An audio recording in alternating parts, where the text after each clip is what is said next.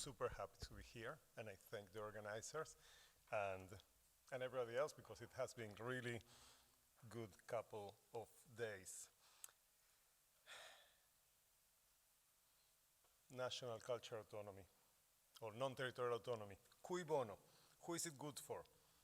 Would the formal recognition by a state of its plurinational character, by granting juridical status and non-territorial autonomy to all and each national group within each state, benefit all its citizens as individuals and as members of national collectives? Would nationalities within the state benefit equally, with all nationalities within that state, would equally benefit from such arrangement? If not, who would benefit the most? Would non-territorial arrangement, as some observers claimed in the past, benefit only national minorities while undermining the rights and freedoms of the majorities and thus hindering democracy itself? And would national non-territorial autonomy fulfill its goals to the same extent in large multinational empires as in smaller political units? These are big questions. And when Boris suggested I take this, I said, oh, this is to after many years of focusing on the narrow aspect of the things, to go a little bit beyond that. And that was the intention of when I started this paper. And I'm not even really sure, meaning in order to, I don't think that I could fulfill it. Right when I started, I said, well, this is well beyond a paper. And in a certain way, I think that it's the work, well, the notion of the traveling idea, which your study group is doing here, in a certain way, it's what we have been in dialogue the other day. So at the end of the day, what I'm doing in this paper is go back to my contribution from the specific perspective of the work I'm doing. And I'm focusing on two authors. Well, I'm focusing mostly in one author. First, I'm focusing on Vladimir Medem, but I've been working on Medem for a long time, and I presented in the past in conferences, and some of you probably heard. So I decided to move the focus to Benish Mihalovic, who is lesser known, and I think I will try to make the case why it is an interesting case to evaluate these things. My timer already disappeared, so I'm not in control of the time. Now, as I said, a common criticism of non-territorial autonomy arrangements is that, like for example, Israeli historian Matityahu Mintz once said, he claimed that in putting forward its program, the program of national cultural autonomy in the early 20th century, the Jewish labor movement was seeking to impose, and I'm quoting, a solution that would benefit Jews but not other East European nationalities. And in a certain way, this morning Giladi in his paper, he has the echo of those kind of arguments, meaning I am not resenting or complaining about Mintz, who was a professor of mine, and I like him a lot on a personal level. What I'm trying to say is that this is a typical argument of people who see the nation state as the only normative view, and also who tend to see the rights of their nationality presented in the nation state, but they are less sensitive to the minorities within their state, and also to the extent that they will say, well, we will not defend our minorities in other states because actually that's not a good arrangement. The arrangement is the nation state itself.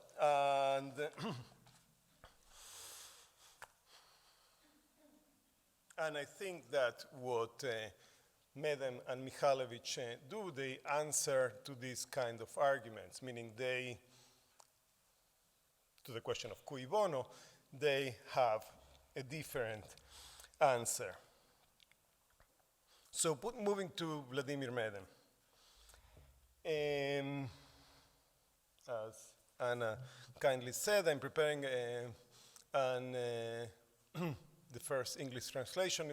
Medem is available in Russian. A couple of you mentioned, and I look at the footnotes, and you are referring to the Russian original edition, and then he published at the same time in Yiddish. He published his book on social democracy and the national question in 1906, which is a year before Bauer, and in a certain way to present Medem, well, many of you are already familiar, so I never know if to what extent to go there, but Medem's argument for national culture autonomy are, at this point in time, not so original, because there is a whole body of literature that came afterwards, but he published his main work in 1906. That means a year before Bauer, and it was significant at the time. And then in his memoir, he said, well, Bauer and I basically make the same argument, ignoring the fact that Bauer, on the crucial part of national cultural autonomy to Jews, Bauer said specifically about the Habsburg Empire that Jews should not get national cultural autonomy.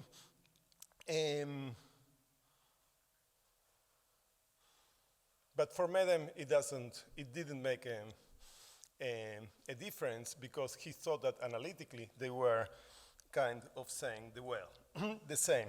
Now,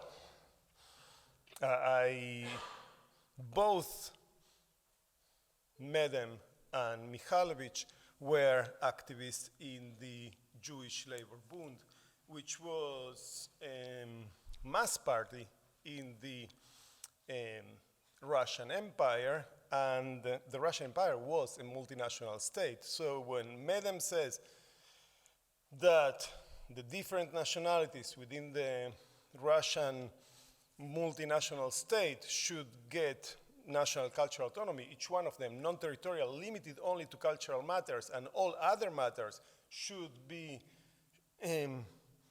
organized by the state, which should be genuinely multinational and should make sure that it takes care of the well-being and administration of all citizens in a nationally, in a neutral way, in a nationally neutral way. It kind of, well, it makes sense. It's an argument that today it's not so, well, I don't know, at least in this room, it's not so exceptional. And he specifically spoke about the Nationalitätenmeluche, which is a state of nationalities. And he was, and the Bundists were, specifically anti-nationalists, meaning specifically they wanted to limit the demands, the national demands, only to cultural matters. So again, the papers yesterday about, I think it was about the arrangements on the courts in which people, in the Soviet courts, in which people could go and make their presentation in their own language, etc. That was the kind of demands that they would do, but they wouldn't go beyond that, meaning precisely, again, Andrea was speaking to this morning about nationalist economics, and that was precisely the kind of things that Bundists were trying to prevent. Now, I was trying to go fast with that part to get to Beinish Mihalovic, who I think that the interest of his work is that the Bund as a party pretty much disappeared. It was proscribed as a party in 1921 in the Soviet Union, and individual members could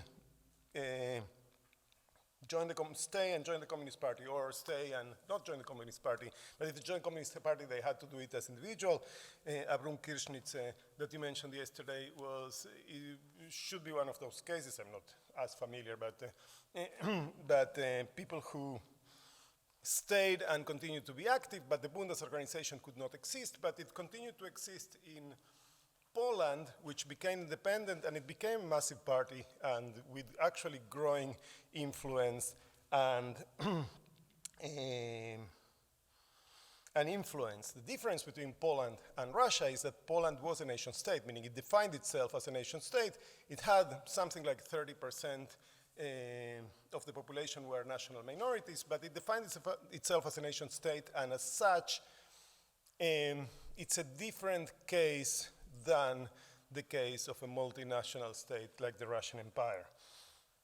So what we see in the 1920s is Bundes trying to A, to come to terms with the changing nationality, which is not what they predicted, and B, given that this is the situation, try to evaluate if the program that was developed by Medem 20 years earlier, if it was still relevant. And Benish Mihalovic, who was one of the founding members of the Bund, and by 1927, 1928, he was pretty advanced in age. That's what I always thought, but people didn't live so long at that time, so I don't think that he was much older than my age today. So that's what I thought when I was younger. The point is that he died a year late, or actually the same year that he published the end of these articles, titled Unser nationale Programm in Licht von der Praktik, our national program in light of practice. And he basically, it's a series of 3 articles, and he basically evaluates, first of all, the situation that changes due to the series of agreements in the Paris Peace Conference and the creation of successor states. And in that context, he say, well, is there still room for our program? And Mihalovic says, and I'm quoting, while building our national program, we started from the fundamental premise that the slogan of one nation, one state, and that in each state, only one nation, has no practical place in the politics of the current capitalist mode of production. And that there is no room for separate, Kloimer selbstständig meluchelik Karlikes, meaning dwarf state that has no standing for themselves. But he also had to admit that the settlement it was in Paris dealt a blow to those assumptions, that they said, meaning there is no really room for Poland, Czech Republic or Czechoslovakia, etc., it's not what happened. And he said, well, they were created, but local populations were uprooted from their own economic basis. And the map of Europe changed dramatically, and he, meaning the principle of one nation, one state, and each state for just one nation, it was imposed, but it was imposed in a way that it was not coherent, and then it was not really a good solution, and the powers in Versailles knew about that, and therefore the Minoritas Covenant was introduced, which we all are familiar about that, and it was not working. It was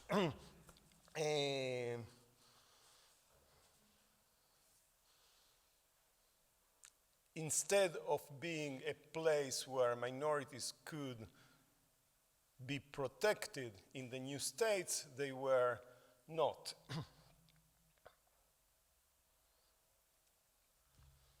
With frequent complaints in the court of international process, etc.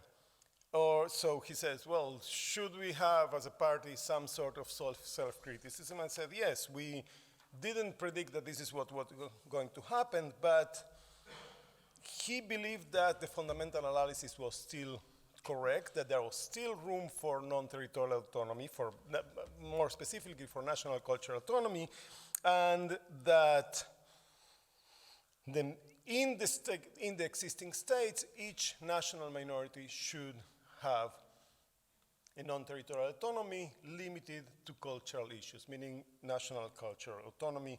That is the language that the Bund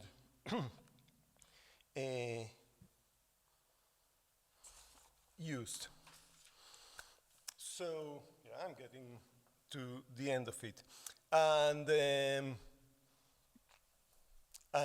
in his last article, he gets to the analysis of some experiments of national autonomies which already were happening in some places. And he chose it specifically to discuss the examples, or the most well-known examples, not all of the examples. He doesn't discuss Siberia, but he discussed the most well-known examples of autonomies for Jews at the time, and he discusses three: the Ebsektia in the Soviet Union, and the Ukrainian that we discussed this morning, but specifically the part about the Jews, and the Lithuanian autonomy. And as you may know, or you may get a conclusion from what I said before, I mean, the relationship between the Bund and the Communist Party has been conflicted for a long time, and it has been, and he was not sympathizing with the Soviet Union, and he said the Ebsektia was not an autonomy because actually it didn't have any autonomous possibility. It was an organ of the Communist Party to impose its policies over the Jewish population. So he was very critical, and at the same time he said all the things that were achieved by the Ebsektia, and in many ways they were all cultural things like state-funded Yiddish school, journals and publications and libraries and subsidies for the art. And he doesn't mention, or to the best of my knowledge, he doesn't mention the right to be represented in court in Yiddish, which has been a demand for a long time. He said, well, the interesting thing is that despite the fact that there is no real autonomy in the Soviet Union, actually there is, at the cultural level, there is more achieved there. About the Ukrainian autonomy, he was very critical in the sense that it started according to the logic of a national cultural autonomy, which was precisely what the Bundists and other territorialists who participated in that experiment, Dubnovians, Farenik, etc., wanted, but very soon it took over by Zionists who were demanding more, meaning were demanding to get more rights over more things, and in his view, that was not an advance, but actually a retreat. And we saw again, I think that there is a similar echo there with the case of Poland, of the Polish autonomy in Ukraine that we saw today. And he said, to get more rights, it's a retreat to pre-modern kind of Jewish communal kind of autonomy. And the similar criticism he has about Lithuania. He said it's dominated by rabbis and non-elected Jewish wealthy people, and it's basically not what would help. So, getting to my conclusion before I get the message of the 1 minute. Cui bono? Who is it good for? Again, I cannot answer from all the experience, and I won't try. And even I was thinking when I was listening to the papers this morning, it's not just a matter of what happened, but how people interpreted what happened. So it's a very, very big question. I think that the Polish case But also even the Moravian case, meaning there is lots of interpretation and people will interpret it in different ways. But from this particular perspective, the national cultural autonomy, oh, it's mine. The national cultural autonomy, what Bundists like Medem and Mihalovic, who are representative of their view, say is that it will be good for everyone as long as the national aspects are limited to cultural demands and the state is in charge to provide welfare and rights and equality to all nationals in a neutral way. And then, cui bono, everyone, but only if it's taken in a certain way, and even then, nationalists are not going to be happy. Thank you. I'm very happy to be here. I'm very happy for Marina's very kind introduction. In a sense, I feel like it's 3 years too late, and it is 3 years too late. But still, I'm happy to be here at this point in time, to hear all the great papers, to meet all the great people, to meet the team finally. So thank you. My starting point is precisely 100 years ago, in 1922, in Kaunas, the former head of the press section of the Lithuanian Ministry of Jewish Affairs, one Dr. Feinbergas, published a short essay on the issue of national minorities. It was written in Lithuanian, not one of the many languages which the 27-year-old author would ever master. His purpose, revealed in a short note addressed to the reader, was to provide a short review of this question in an accessible form, precisely because this question is new to Lithuanian-speaking readers and raises great interest among the public as a result of the making of our constitution. The question, however, was not merely that of national minorities. The essay sought to shed light, in addition, on the legal problem of national autonomy. The essay hardly delved into the rights and interests of Lithuania's Jewish population. It was written for a Lithuanian audience. Lithuanians stood behind the first noun plural that the author used. In effect, however, he sought to offer responses to various critiques raised against the grant of minority rights and the establishment of a Jewish autonomy in post-war Lithuania. The author thus took care to demonstrate how these arrangements only strengthened the newly established state, bolstered its democracy, and marked its modernity. Much of the essay discussed equality and what it demands. Here the author insisted that territorial autonomy, in providing self-government only to members of the particular majority within a defined territory, cannot solve the minorities' question in the rest of the country. Nor did he find the grant of individual rights and the recognition of individual equality satisfactory.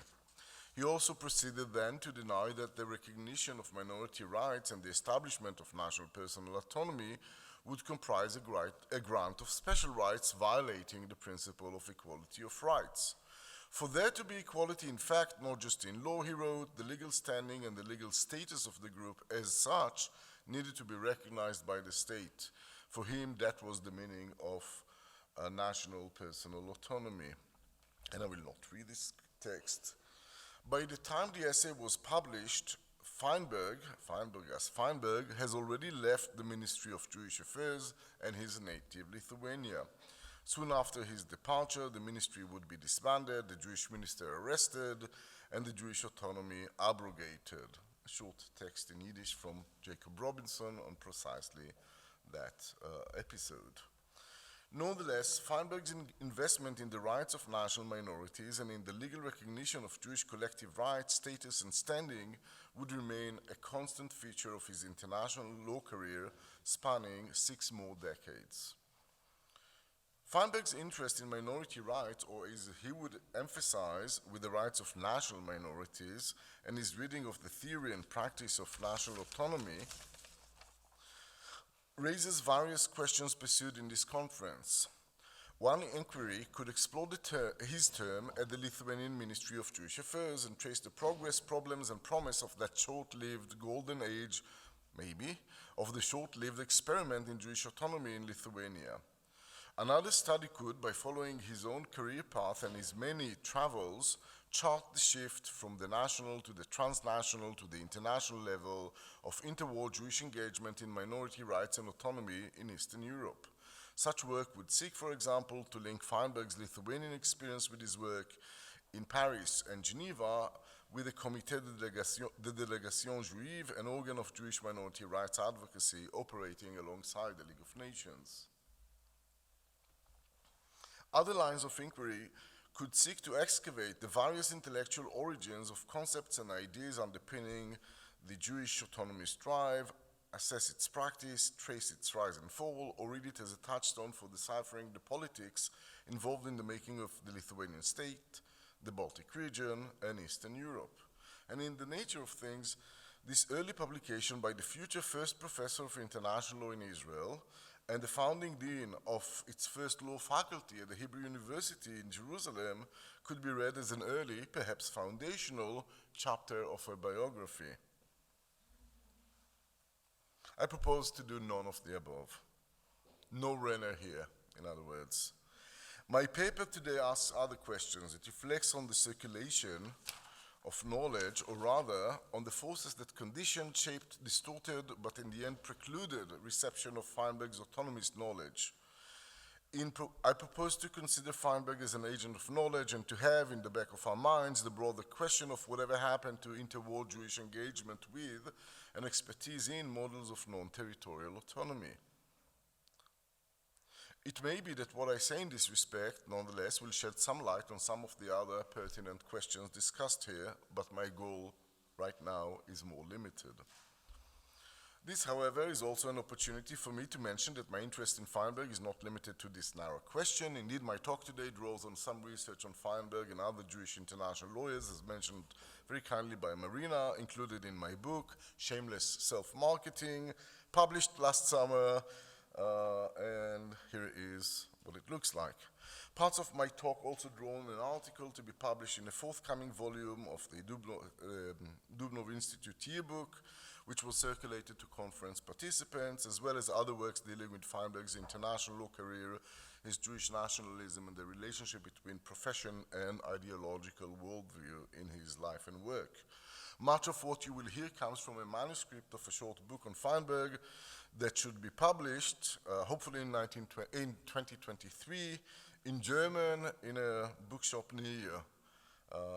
Again, hopefully, not sure so much about the timeline here.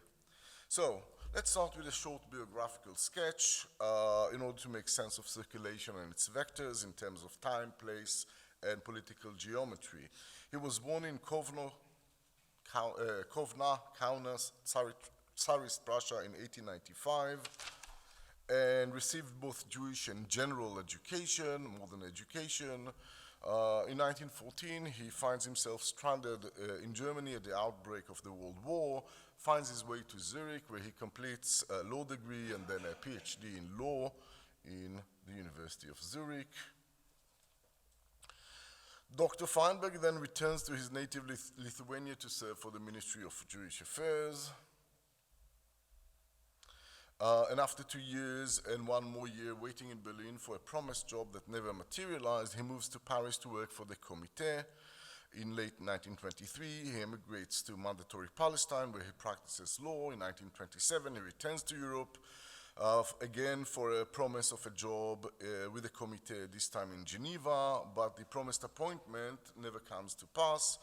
Instead, he works as a journalist, he does the odd job for the Comité, he obtains a diploma in international law with the new Graduate Institute of International Studies. In 1933, he coordinates for the committee its work on the Bernheim petition in Geneva at the League of Nations, and then immediately after returns to Palestine.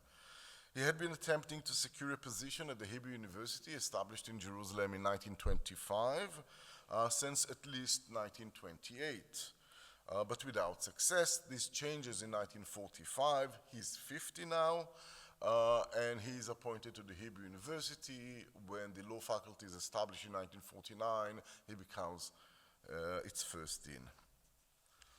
I've spent the last 3 years collecting and examining much of the paper trail Feinberg has left behind, his student and faculty files at various universities and institutions, the many newspaper essays he wrote, his scientific publications, his lecture notes, archival deposits of his work, his correspondence, and more. I cannot summarize my findings here.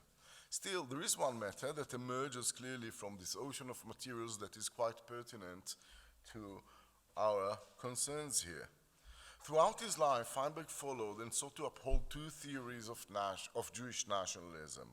One theory considered the diaspora the root cause of modern Jewish predicament. By way of solution, it prescribed the mass immigration of Jews to Palestine and the establishment there of a legally recognized Jewish national home and eventually a Jewish state modeled after the European nation state. After the First World War, the League of Nations, at least in Zionist reading, gave legal effect to the Zionist program. The Palestine Mandate was meant to promote the establishment of the national home. And there can be very little doubt about Feinberg's adherence to Zionism. It was manifest in his extensive scholarship on the national home, the Palestine Mandate, the mandate system, and later on international law problems of the State of Israel and his expert advice to the state authorities.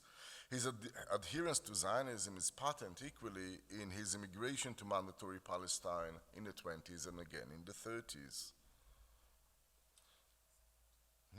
I'm good. Alongside Zionism, however, Feinberg also subscribed to another Jewish national ideology. Its adherents, as we all know, agreed with Zionists that Jews were a nation and that the Jewish question was a national question and it could only be resolved through a national solution. But if Zionism considered Jewish dispersion and the diaspora as the problem, other national thinkers, such as Simon Dubnow, saw the diaspora as the defining feature of the Jewish nation, a post-territorial kind of nation, and as part of the solution.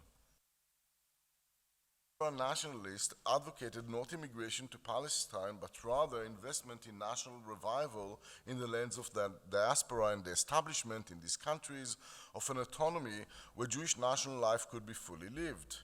And if the international law program of Zionism focused on the Palestine Mandate and the national home policy, the international law program pursued by the followers of Simon Dubnow and others concerned minority rights. Here again we find Feinberg as a loyal adherent. The evidence includes his work in the Lithuanian ministry and his 1922 essay. His work for the committee too implemented a program of diaspora nationalism it sought to defend and promote Jewish minority rights in the diaspora. In the 1920s and 30s, Feinberg authored multiple scientific work dealing with various legal aspects of minority rights. Again, from at the level of out of international concerns. After 1945, Feinberg would regularly offer a seminar at the Hebrew University on the Jewish question under international law. It was dedicated to legal aspects not of Zionism, but minority status, minority rights, not the national home. How reconcile Feinberg's two ideological commitments? How could he support both Palestine and the diaspora as sites of national Jewish emancipation? And what cost did his dual investment entail? At the historical origin and at the ideological core, the prescription of Zionism and diaspora nationalism were indeed incompatible. These theories of Jewish nationalism divided over the question of the locus and form of Jewish national revival. But by the first decade of the 20th century, different pressures produced a synthesis between these two competing models of Jewish nationalism. For a time, one could wear both hats, pledge allegiance to both schools of thought, work to defend Jewish rights in the diaspora, and consider oneself a Zionist nonetheless. Indeed, even if the committee did not address national home concerns institutionally, Feinberg's political masters at the committee often held positions in the Zionist organization. The synthesis between diaspora nationalism and territorial Zionism, however, began falling apart in the early 1930s. Events made it increasingly impossible to be both. In Europe, Jewish existence was becoming threatened. In London, in Palestine, the national home policy was being questioned. One had to choose. For Zionists, the negation of the diaspora was becoming, once again, a foundational article of faith. At this point, we return to Feinberg, who had just returned to Palestine at the end of 1933. We also return to the question of circulation. By now, Feinberg could point to knowledge on minority rights and autonomy acquired in political activity in his student days in Zurich, in his ministry work in Lithuania, in advocacy work for the Comité, and in scientific works. All that also confirmed the record of his devotion to the defense of national Jewish cause in the diaspora. He now needed to bolster his Zionist credentials and his fidelity to the cause of the national home. And he would do that precisely in a memorandum he authored for the authorities of the Hebrew University, suggesting a chair to study the problems of the rights of the Jewish people under international law. He did that also in proposing the creation first and then his own appointment of representat of the Jewish Agency at the League of Nations in Geneva. But he most predominantly did that in a small book he published in 1936. This was a collection of essays he had already published in the press on the Palestine Mandate. So he took one scientific article and 9 or 10 press articles, gave them footnotes, and published them as in a scientific edition. I'm good, I'll finish in 2-3 minutes, I think. So he had them translated into English, added footnotes, and self-published the book in Tel Aviv, in English. Comparing the essay to his previous writings, one gets a very clear impression that the book was meant predominantly to signal his adherence to Jewish nationalism of the territorial kind. His own marketing efforts, whom he sent it to, confirms that hunch.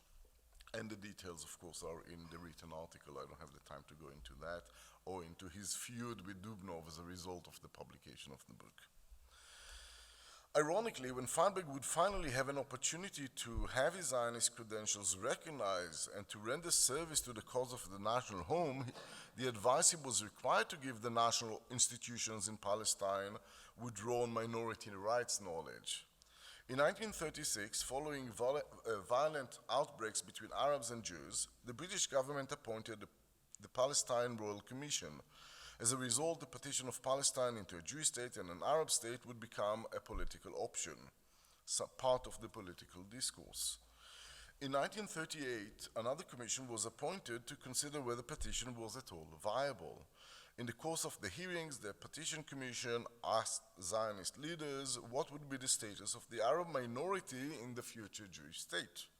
Needless to say, Zionist leaders who appeared before the commission had no knowledge whatsoever on minority rights and issues.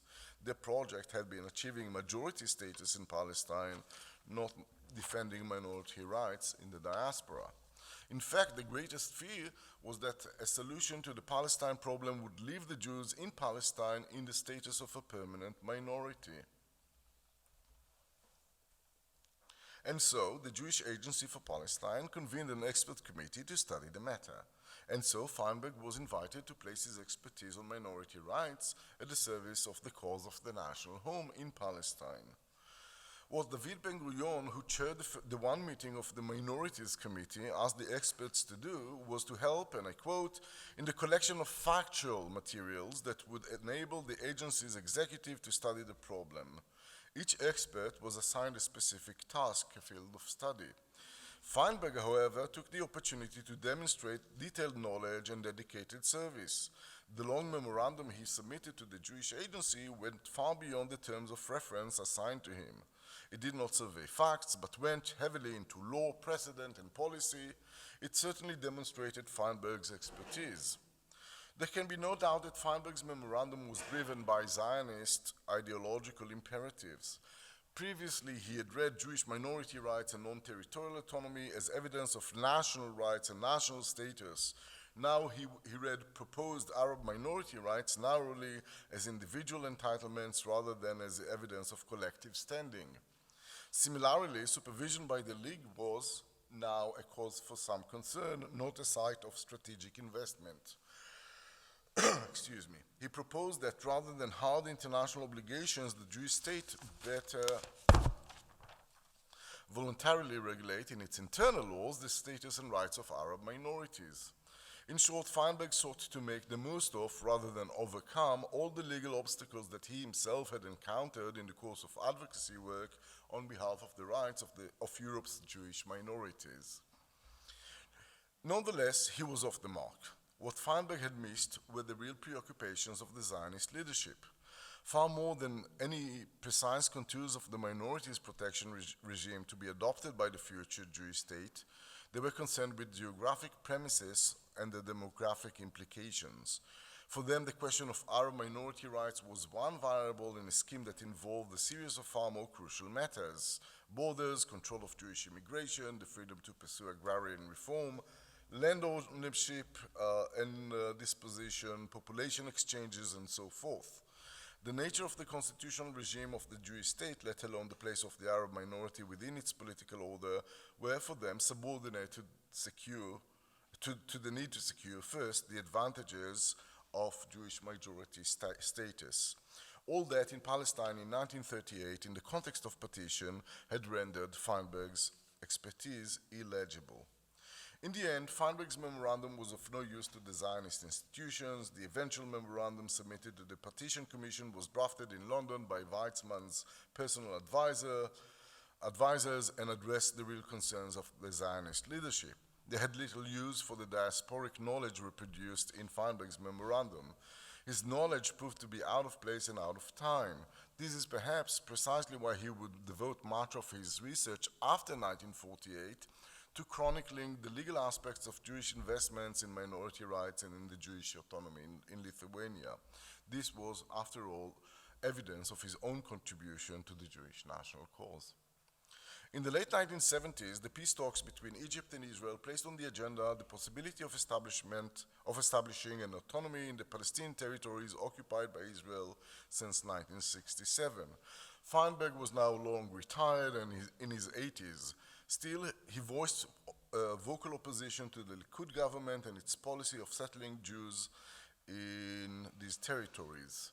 As far as I could ascertain, no use was made of his knowledge by Israel's representatives to the talks on the Palestinian autonomy.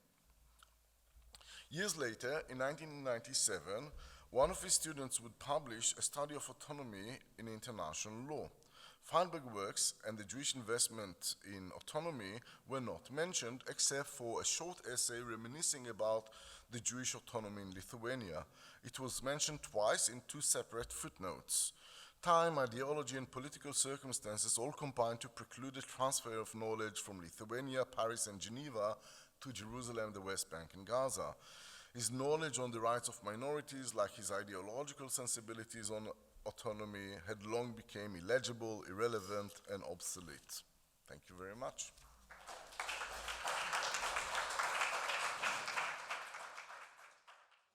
Final speaker of our conference, José Manuel Núñez Seixas, professor of history at the University of Santiago de Compostela. Xosé is an author of a plethora of books and articles on nationalism and national identity, and he has a very long-standing interest in NTA because his doctoral thesis from the European University in Florence was about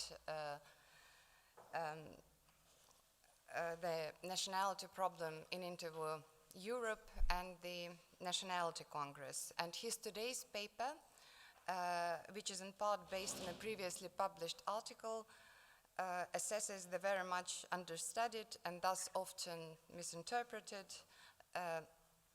West European views on NTA. Okay, thank you very much, Marina, for this your kind introduction. And first of all, I would like to thank the organizers of this marvelous conference for having invited me, and I apologize for the fact of me not being able to be in Vienna today. Well, since I am, if I'm not wrong, the last speaker, I guess you are all tired. So I will try to be as short as possible. Are you hearing me? All right. I will try to be as short as possible in order to leave some time, to have some time left for discussion. Well, the Western European views of non-territorial autonomy were limited, were very conditioned by prejudices regarding Eastern and Central Europe, and particularly the differences or what were considered to be unsurmountable differences between nationality problems in West and Eastern Europe. And in the end, we could perhaps consider that it was a case of failed transfer or failed reception with a couple of exceptions. And this particularly implies the reception by West European nationalist, ethno-nationalist elites, from the Scots to the Galicians or the Sardinians and the Occitanians.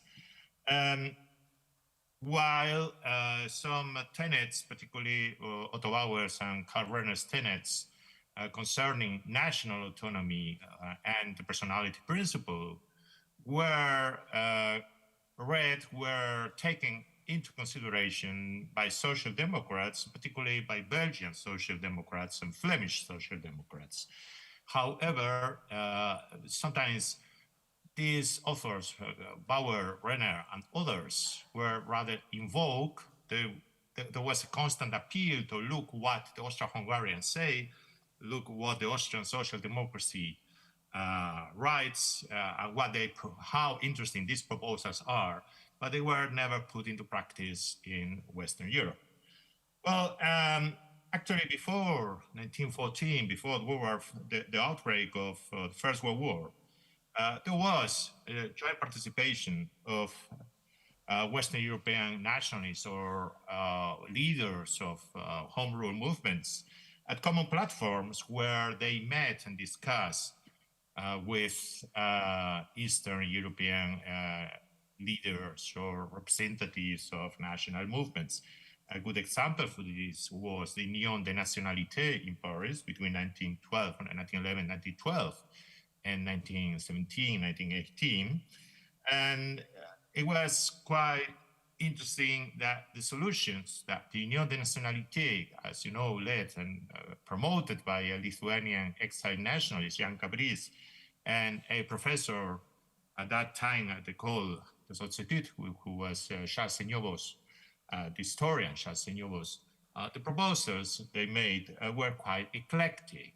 On the one hand, they advocated territorial autonomy for the West, even some forms of cultural or multinational federalism, while for the East, they were open to all the solutions also based on the nationality principles, particularly in those areas where, as they said it in French, les nationalités sont enchevêtrées. I mean, there was a mixed settlement and overlapping of ethnic groups on the same territory, which supposedly was not was a form of settlement which was not present in the West. Obviously, they didn't go to Belfast or didn't go to Brussels, but anyway, this was their prejudice, the lenses they look with which they sometimes looked at Central Eastern Europe. The language and cultural issue was then territorialized. It was supposed that, particularly in Western Europe, ethnic language areas were homogeneous. So in Flanders, just Flemish should be official and the like. Certainly, as I said, the concepts which were advanced by Karl Renner and Otto Bauer before and then after the war, concerning the concept of national autonomy, but also the concept of the personality principle, were welcomed particularly by Flemish social democrats, by Emil van der Velde, and after 1918, particularly by Camille Huysmans, who was deputy from Antwerp, as well as by some Catalan social democrats who were linked to the Spanish Socialist Party, and afterwards they founded in 1923 a specific social democratic or socialist Catalan party, the Unió Socialista de Catalunya. Yet they were rather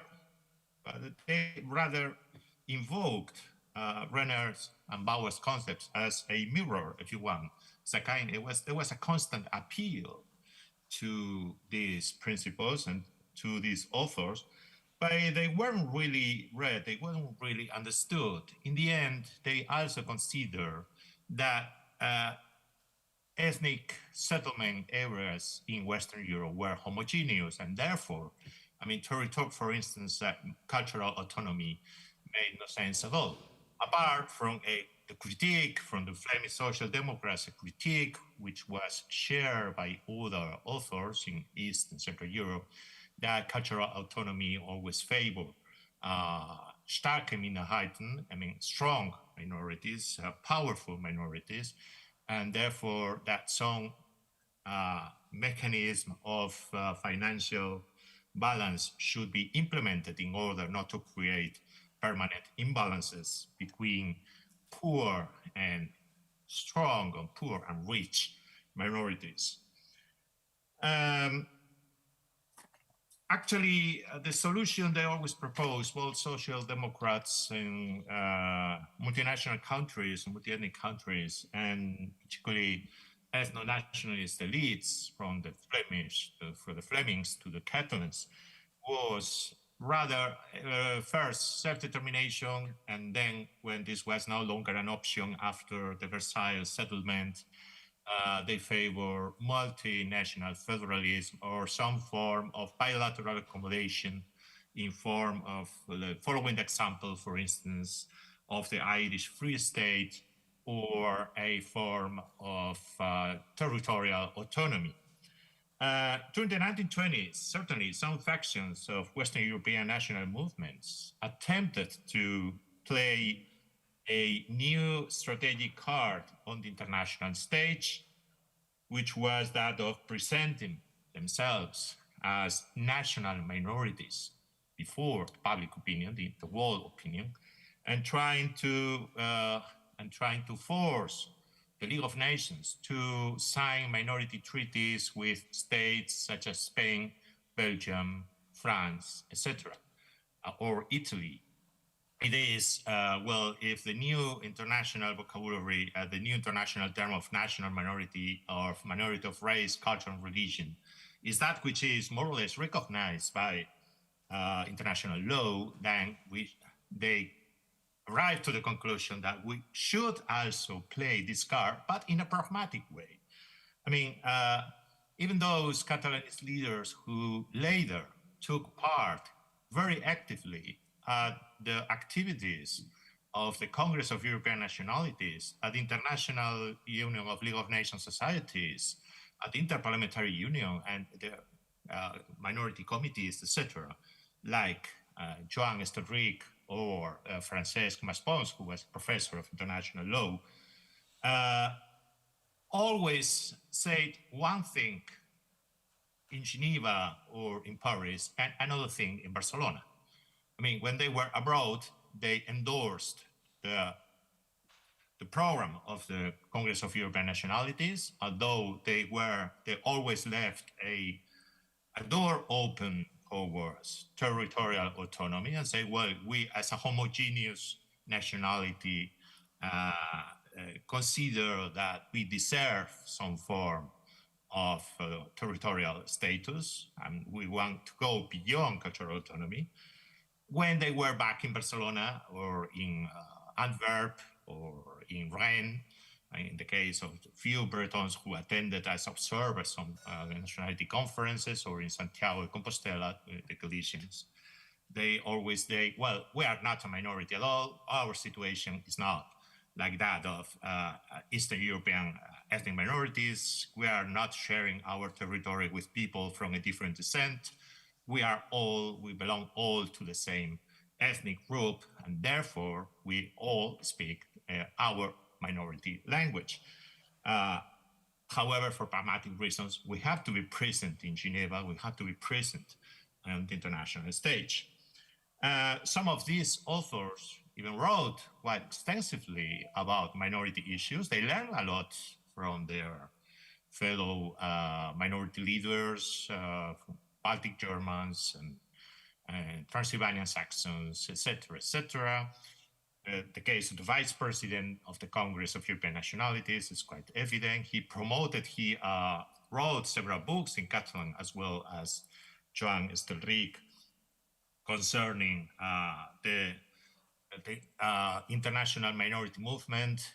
And they always say, well, these are interesting models, like the Memel status, even the autonomy of Mount Athos in Greece, or territorial autonomy of the Transylvanian Saxons, etc. These are interesting models for us. However, we will decide what is our choice. And the same wrote the Flemings, for instance. Not the Flemish Social Democrats, but the Flemish nationalists, which were actually quite a tiny minority. This was obviously a strategy of opposition, in the Catalan case, an opposition to the Primo de Rivera dictatorship. And this suddenly changed in the 1930s, particularly in Spain, 1931. The Second Spanish Republic was proclaimed. Mainstream Catalan Republican nationalists played quite an important role in bringing about this republic, in helping this republic to exist. So they achieved, thanks to an agreement with Madrid Republican elites, an autonomy or home rule status, a home rule which was of territorial nature, and which was not multinational federalism, that could be interpreted as a first step in this towards this end. And the same happened with the Basques and the Galicians, 1933, 1936. And suddenly people like Francesc Maspons lost interest in non-territorial autonomy, lost interest in East European models, and can be particularly appreciated in some writings penned by Maspons in 1931-32, as he became advisor of the new regional government of Catalonia, the Generalitat. He wrote that, okay, now we have the possibility of achieving our ultimate goal in the future, which is some form of sovereignty, and our real model is the Irish Free State, 1921. Our real model are perhaps the Saxons of Transylvania, some forms of territorial self-government which were far beyond non-territorial autonomy. Non-territorial autonomy was simply damned to oblivion. And when it was remanded, when these forms, the principles of the minority treaties or the teachings of the Estonian cultural autonomy law, when they were invoked, it was the other way around, as to say, well, now we have a status of home rule, we have an autonomous Catalonia, and now we can be generous, we can give generous treatment as protected minorities to Castilian speakers, particularly to non-Catalan immigrants. This is what, for instance, Catalanist Republican thinker Antonio Rovira y Virgili wrote in 1931. Autonomous Catalonia will learn from the principles defended, advocated by the Congress of European Nationalities and other organizations, and will treat its own minorities in a generous way. Even further, when some Basque nationalist delegates attended the 1935 conference of the Congress of European Nationalities, they wrote quite an extensive report where they pointed out, well, this is not our thing. Non-territorial autonomy, cultural autonomy, and the like may be useful for other, for minorities, but we are not a minority. don't forget, 1935, obviously Jewish minorities were not longer a member of the Congress of European Nationalities, and Paul Schimann's liberal views were now out, while Werner Hasselblatt's views on ethnic autonomy as the Volker's career of natural rights were were now advocated by a majority of ethnic German leaders. And these Basque delegates consider that the Sudeten Germans, particularly the Sudeten German Party, the Sudetendeutsche Partei, could be a warning for Basque nationals in the future, as they established, well, what they ask, which is a form of strong territorial autonomy within Czechoslovakia, or even re-annexation to Germany, return to Germany, could be advocated in the future by Spanish speakers or Spaniards within the Basque country once we achieve territorial autonomy or even independence. So their model continued to be the Czech majority, but not the German minority, so to speak. This fair reception was also evident in the ranks of the Flemish movement among some intellectuals, like Georg Hammerhout, for instance, who simply advocated the ethnic federalization of monolingual regions and didn't even consider the lessons of non-territorial autonomy, of cultural autonomy for bilingual areas such as Brussels. And particularly the Breton movement, which first advocated multinational federalism, for instance, 1927, even had the Breton movement had even promoted a constitution of a kind of Congress of French minorities, which was a kind of translation of imitation of the Congress of European Nationalities. But then some factions of the Breton movement experienced a kind of pro-fascist, pro-authoritarian derive, pro-authoritarian drive in the 1930s, and even in 1937-38, they also tried to found or to set up a kind of Western European Congress of European nationalities.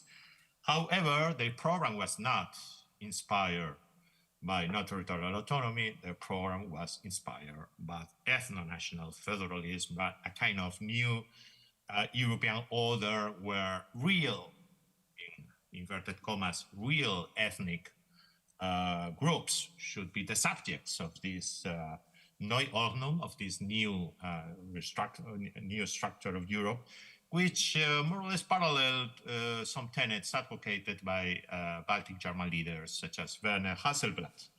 And they endorsed this program and even justified it, or gave us endorsed this solution, or they justified this solution because, in their view, Western European nationalities were homogeneous, while Eastern European nationalities were not homogeneous.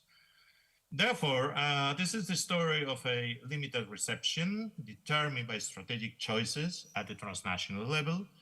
The concept of non-territorial autonomy was never successful, while the concept of national autonomy and multinational federalism always took precedence over non-territorial autonomy, with a few exceptions.